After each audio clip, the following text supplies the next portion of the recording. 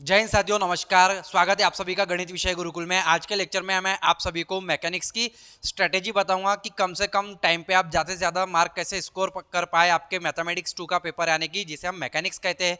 Fifth semester का course है हमारा। फिफ्थ सेमिस्टर में देखिए मैकेनिक्स को यहाँ पे नाम तो दिया है मैकेनिक्स, लेकिन ये 3 भागों से मिलकर बनता है। पहला चैप्टर जिसे हम स्टैटिक का पोर्शन कहते हैं, ये स्टैटिस्टिक नहीं है, इसे हम स्टैटिक कहते हैं। स्टैटिक का मतलब है इक्विलिब्रियम कंडीशन के बारे में हम लोग यहाँ पे पढ़ते हैं, स्थिरता के बारे में हम लोग यहाँ पे पढ़ते हैं, डायनेमिक्स के बारे में पढ़ेंगे हम लोग। डायनेमिक्स में आने की हम लोग वेलोसिटी, वर्चुअल वर्क्स एंड ये सारी चीज़ें देखते हैं, एक्सेलरेशन वगैरह देखते हैं। इसे हम प्योर फिजिक्स का पार्ट कहते हैं। और लास्ट में आता है आपका क्लासिकल मैकेनिक्स। तो यूनिट 1, यूनिट 3, यूनिट 4, ये चारों के चारों यूनिट जो है आपके 1, 2, 3, 4 ये स्टैटिक्स, डायनामिक्स और क्लासिकल मैकेनिक्स से लिए गए पोर्शंस है।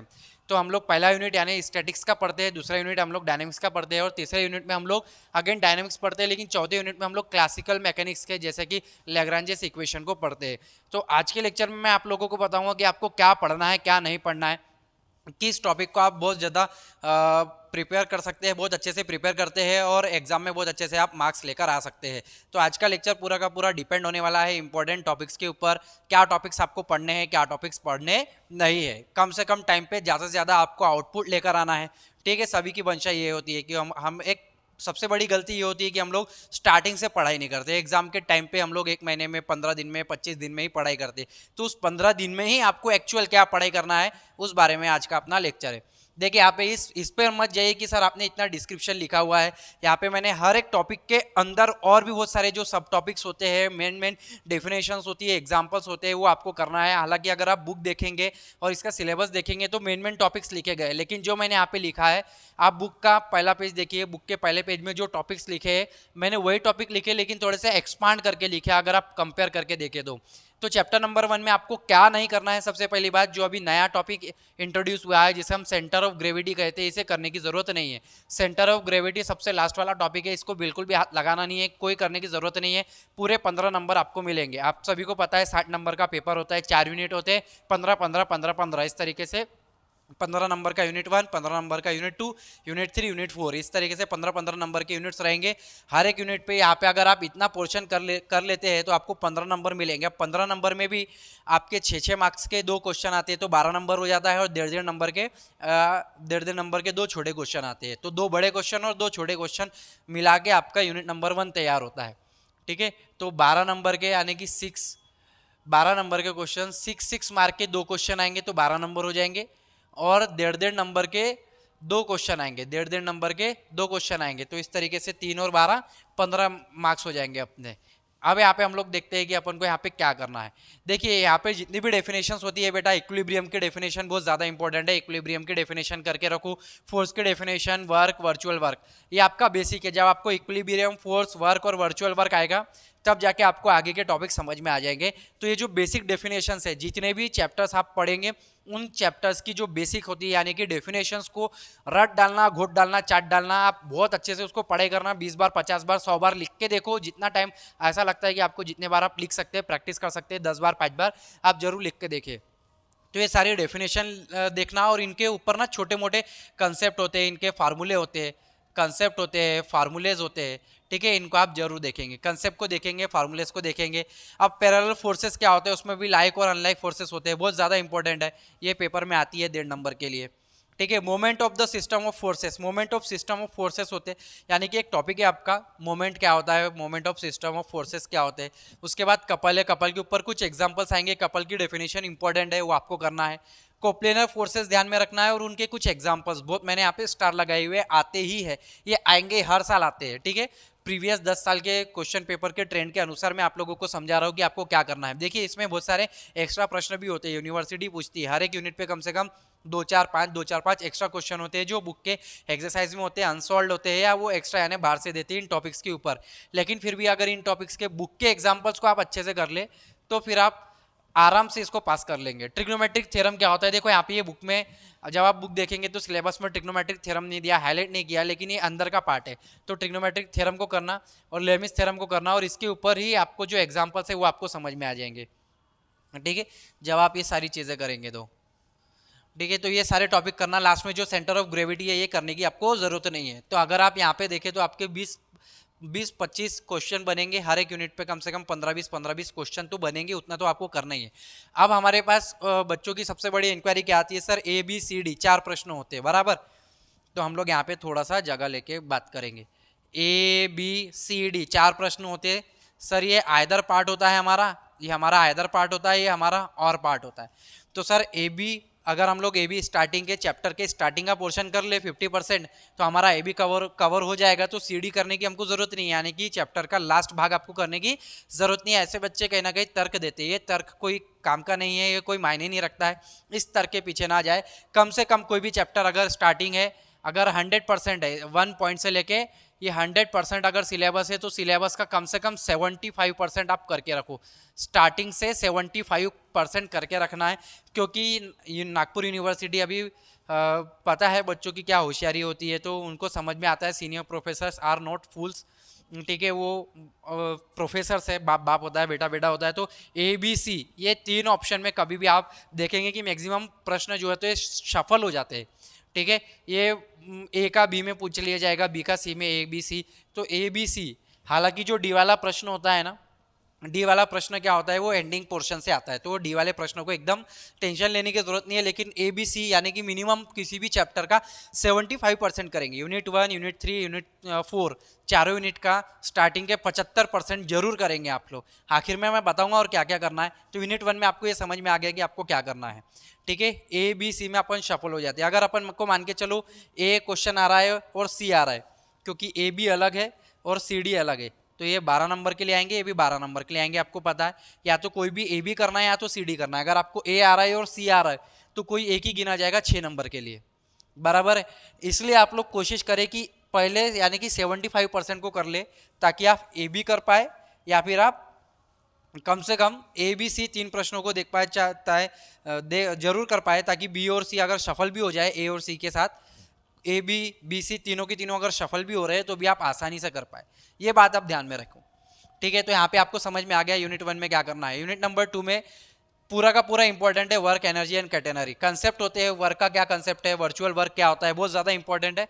क्योंकि आपको लास्ट तक चैप्टर नंबर 4 तक, यूनिट नंबर 4 में भी आपको पूरा का पूरा वर्चुअल वर्क काम में आएगा, वर्क काम में आएगा, ठीक है। अब ये कर लेना बहुत, ये जो यूनिट नंबर 2 है थोड़ा सा इजी टॉपिक है, इसके पूरे एग्जांपल्स कर लेंगे। इसमें आपको आना ही है tension of the string, tension के ऊपर इसकी डेफिनेशन, और ये thrust in the rod, tension और थ्रस्ट के ऊपर जो इनके एग्जांपल्स है, देयर एग्जांपल्स, इनके जो एग्जांपल्स है, ये पत्थर की लकीर है, इस पे आना ही है एग्जांपल्स, ठीक है। और यहाँ पे जो अपन ने बताया कोप्लेनर फोर्सेस, कपल, और इनके ऊपर एग्जांपल्स, ये जो है ये भी पत्थर की लकीर है, इस पे एग्जांपल आते ही है। बाद में कैटेनरी क्या होती है, कैटेनरी का इंट्रिंसिक इक्वेशन है, 6 नंबर के लिए आएगा, 1.5 नंबर। कैटेनरी की डेफिनेशन जरूर करना, इसके ऊपर इंट्रिंसिक इक्वेशन आता है, उसे हम कॉमन कैटेनरी कहते हैं। कैटेनरी को सिंपल अपन कॉमन कैटेनरी भी कहते हैं, ये जरूर करना। उसके बाद कार्टेशियन इक्वेशन आता है 6 नंबर के लिए, बहुत ज़्यादा इंपॉर्टेंट है, ये भी करना कैटेनरी का। कैटेनरी को तो बिल्कुल छोड़ना ही, सिर्फ ये कैटेनरी वाला भाग, अगर आप कैटेनरी और उसके एग्जाम्पल कर रहे हैं डेफिनेशन, तो यूनिट नंबर 2 पूरा का पूरा आपको 15 नंबर मिल जाएंगे। बाकी अगर आपने नहीं भी किया, ठीक है, अगर आप ये पोर्शन छोड़ भी देते, इतना वाला पोर्शन आप छोड़ भी देते, तो कोई दिक्कत वाली बात नहीं है, सिर्फ कैटेनरी को कर लेना। कैटेनरी आपको पूरा यूनिट नंबर 2 के आउट ऑफ मार्क्स दिलवा देगा, ठीक है। तो प्रॉपर्टीज क्या होगी, बहुत ज़्यादा इंपॉर्टेंट है। प्रॉपर्टी टोटल कितनी प्रॉपर्टी है भाई, 5 प्रॉपर्टी है, पूरे 5 प्रॉपर्टी आप अच्छे से करके रखेंगे। अब इसके बाद एग्जाम्पल्स जरूर करना। एग्जाम्पल्स क्या है कॉमन कैटेनरी के, जो भी एग्जाम्पल्स है बहुत इंपॉर्टेंट है, इसको अपन स्टार बनाएंगे। लेकिन लास्ट में जो कैटेनरी का, जो कॉमन कैटेनरी का अप्रोक्सीमेशन है, इसको करने की कोई ज़रूरत नहीं है, और इसके ऊपर के एग्जाम्पल्स भी करने की ज़रूरत नहीं है, जो अप्रोक्सीमेशन है लास्ट वाला। तो इस यूनिट नंबर 2 में बस आपको इतना ही करना है, और इसके ऊपर आपको मार्क्स मिल जाएंगे। अब ये किस तरीके से करना है वो भी मैं आपको समझाऊंगा लास्ट में। फिलहाल आप इंपॉर्टेंट टॉपिक्स को समझ लीजिए, हाईलाइट टॉपिक्स को यहाँ पे समझ लीजिए। अब चैप्टर नंबर 3 यानी कि यूनिट नंबर 3 में, जिसमें वेलोसिटी, एक्सेलरेशन, प्रोजेक्टाइल, ये थोड़ा सा एक्चुअली मैं कहूँगा थोड़ा सा ज़्यादा ही बड़ा टॉपिक है, ठीक है। तो इसमें लास्ट में सबसे पहली बात अगर मैं करूँ तो प्रोजेक्टाइल को हाथ नहीं लगाना है, अभी नया इंट्रोड्यूस किया है, इसके पहले एक्चुअली ये डायनामिक्स का पार्ट है। प्रोजेक्टाइल अभी मतलब नागपुर यूनिवर्सिटी में नया इंट्रोड्यूस किया है, वरना ये तो सदियों से प्रोजेक्टाइल एक प्रकार से डायनामिक्स की बुक का पार्ट है ही। प्रोजेक्टाइल बहुत इंपॉर्टेंट होता है, इसे हम पढ़ते हैं बच्चे जब इसे हायर एजुकेशन में जाते हैं या जहाँ उनका काम आता है, तो वहाँ पे पढ़ते भी है। तो यहाँ पे आपको फिलहाल आप यूनिप्लेनर जो लास्ट वाला टॉपिक है और प्रोजेक्टाइल है इसको हटा देंगे, इसको नहीं पढ़ना है आप लोगों को। इसमें से प्रश्न आए भी तो कोई दिक्कत वाली बात नहीं, जितना मैं बता रहा हूँ इसमें से आपके पूरे 15 नंबर मिल जाएंगे। तो ये जो डेफिनेशंस है इनको छोड़ना नहीं, ठीक है। 1.5 नंबर के लिए कभी कभी आपको 6 नंबर भी दे जाएंगी। पार्टिकल क्या होता है, वेलोसिटी क्या होता है, डिस्प्लेसमेंट क्या होता है, एक्सेलरेशन क्या होता है, ये सारी डेफिनेशंस आप लोग ध्यान में रखें, ठीक है। अब यहाँ पे वेलोसिटी और उसका डेरिवेशन, वेलोसिटी और एक्सेलरेशन ये आया कहाँ से, मेन वेलोसिटी और एक्सेलरेशन का डेरिवेशन करना कि आया कहाँ से, ये पूरा फॉर्मूले ये आए कहाँ से, इसका डेरिवेशन दिया होगा आपको, ये करना। और इसके ऊपर के जो छोटे मोटे एग्जांपल्स होते हैं वेलोसिटी और एक्सेलरेशन के, इसको करना मत भूलना, इसको अच्छे से कर लेना। अब यहाँ पे दो तरीके से होती है, रेडियल और ट्रांसवर्स एक्सेलरेशन होती है और वेलोसिटीज होती है, ठीक है। तो रेडियल और ट्रांसवर्स वेलोसिटी एंड एक्सेलरेशन के जो भी फॉर्मूले हैं वो आपको करना है, ठीक है। एग्जाम्पल्स करना है, इसका डेरिवेशन करने की जरूरत नहीं है कि आया कहाँ से, क्योंकि इसके डेरिवेशन बहुत बड़े बड़े होते हैं, आप कर नहीं पाएंगे। तो डेरिवेशन आप कर भी लेंगे तो क्या होगा कि वो जनरली पूछे नहीं जाते, क्योंकि पता है बच्चे इतना नहीं करते, ठीक है। तो रेडियल एंड ट्रांसवर्स एक्सेलरेशन के एग्जाम्पल्स करना है आपको, फार्मूले ध्यान में रखना है कि कौन से फार्मूले हैं, ठीक है। एंगुलर वेलोसिटी बहुत इंपॉर्टेंट है, एंगुलर वेलोसिटी कर लेना। और एंगुलर वेलोसिटी क्या है, एक्सेलरेशन क्या है, इसके डेफिनेशन और इसके कंसेप्ट को बड़ा बारीकी से थोड़ा सा पढ़ना, क्योंकि ये जो इतना पोर्शन है ए बी और सी का पोर्शन है, ये आपको आएगा ही, ए बी सी में ये इसके एग्जाम्पल्स शफल होते ही है, ठीक है। रिलेशन क्या होता है भाई, रिलेशन एंगुलर और लीनियर वेलोसिटी का बहुत इंपॉर्टेंट क्रीम टॉपिक है, ये 6 नंबर के लिए पूछा जाता है, तो इसको करके ही रखना। टेंजेंशियल एंड नॉर्मल एक्सेलरेशन और उसके फार्मूलेज और उसके एग्जांपल्स, तो यहाँ पे रेडियल और ट्रांसवर्स एक्सेलरेशन, टेंजेंशियल और नॉर्मल एक्सेलरेशन के पहले इसकी वेलोसिटी भी आती है, तो tangential, normal, velocity and acceleration इसके फार्मूले और इसके एग्जांपल्स करने की जरूरत है। बाकी इसका भी डेरिवेशन करने की जरूरत नहीं है, आया कहाँ से। अगर इसका टॉपिक दिया है टेंजेंशियल एक्सेलरेशन, फिर बाद में उसका एक्सप्लेनेशन दिया है, तो इसके एक्सप्लेनेशन को, डेरिवेशन को करने की जरूरत नहीं है, सिर्फ एग्जांपल्स करो और इसके फॉर्मूले करो। बाकी नीचे जो प्रोजेक्टाइल है उसको करने की जरूरत नहीं है।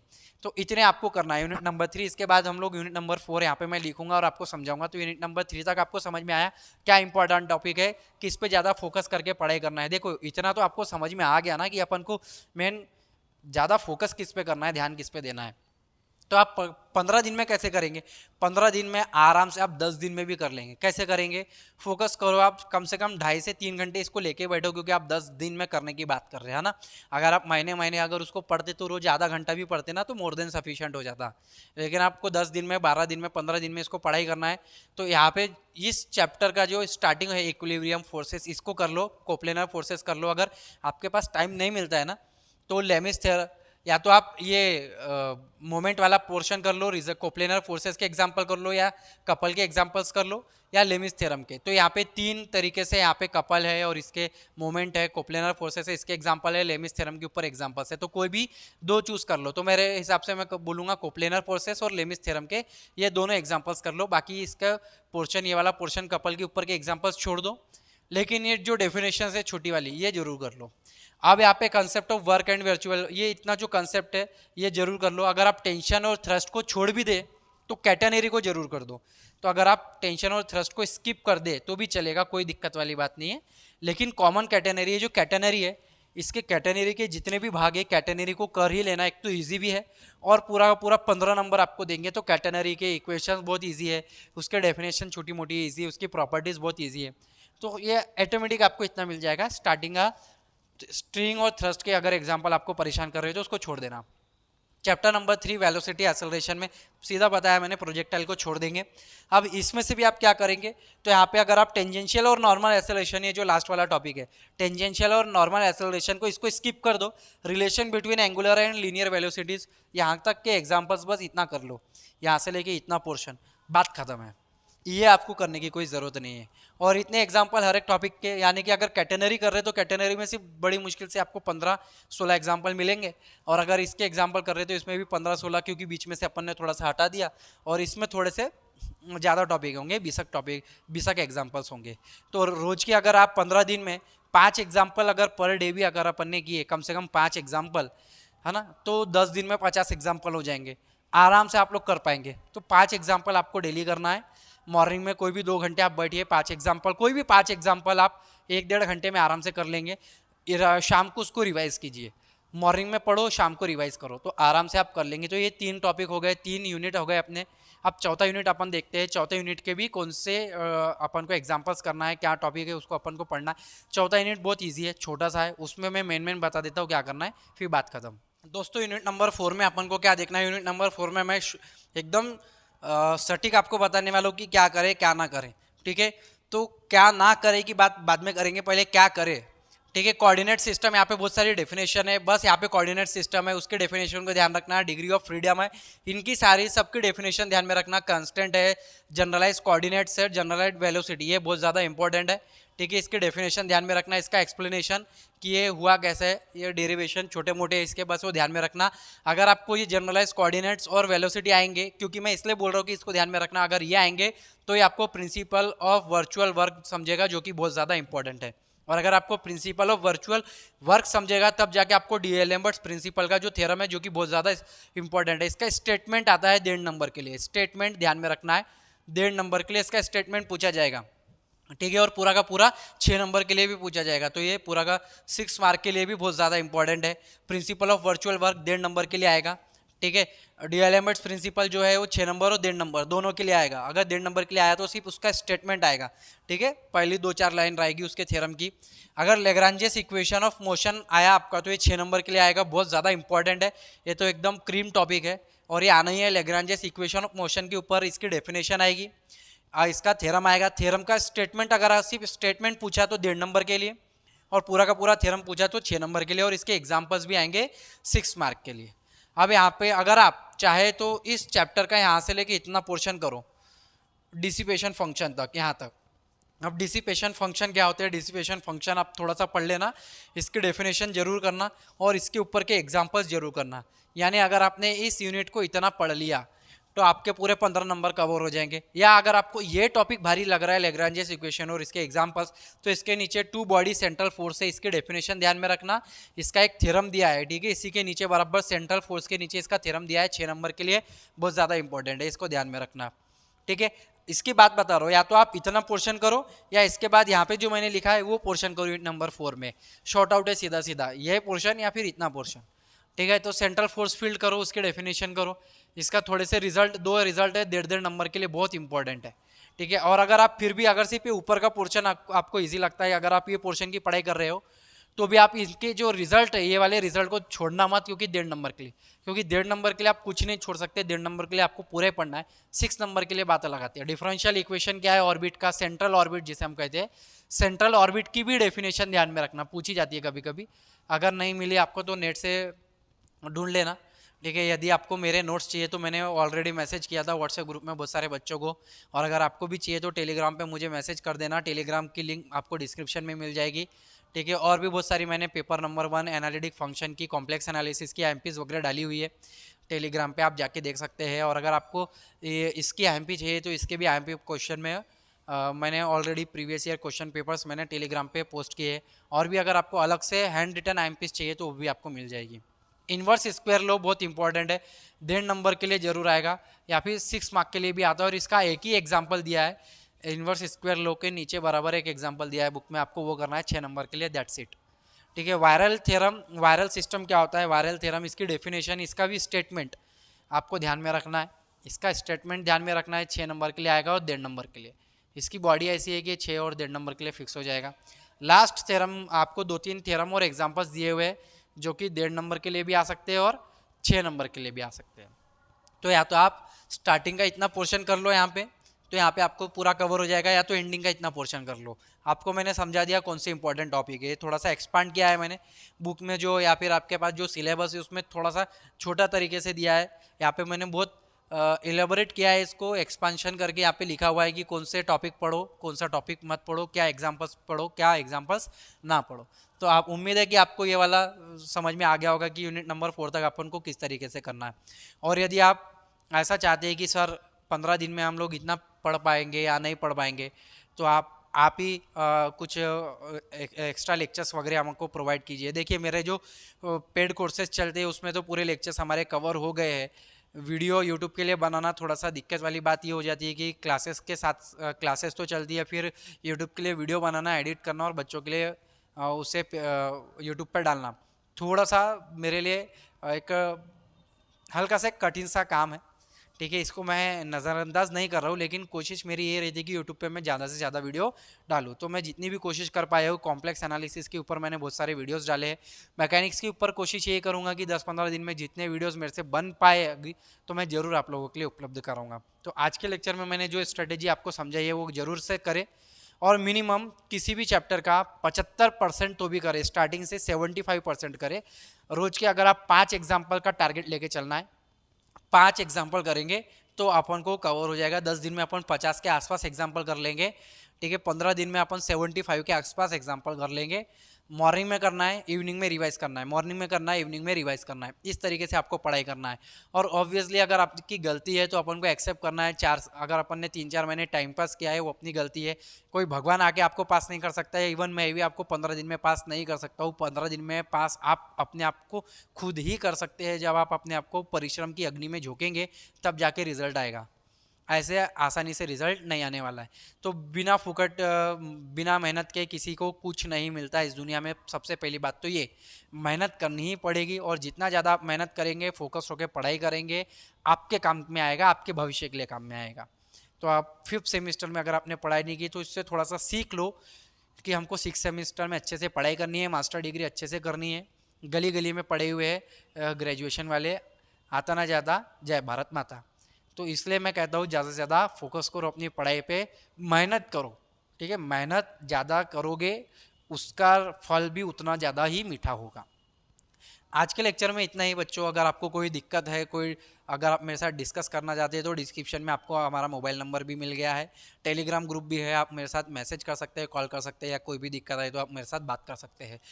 ये उम्मीद है कि आज का लेक्चर आपको समझ में आया होगा। यदि आपको अच्छा लगा है तो ज़्यादा से ज़्यादा विद्यार्थियों तक शेयर जरूर करें, क्योंकि ज्ञान बांटने से बढ़ता है। बाकी बच्चों को भी बताइए वाले टॉपिक के बारे में, आज के लेक्चर के बारे में, कि सर ने ये एक्सप्लेनेशन दिया है, ये टॉपिक्स है, इंपॉर्टेंट टॉपिक्स है, ये हमें करने हैं। धन्यवाद दोस्तों।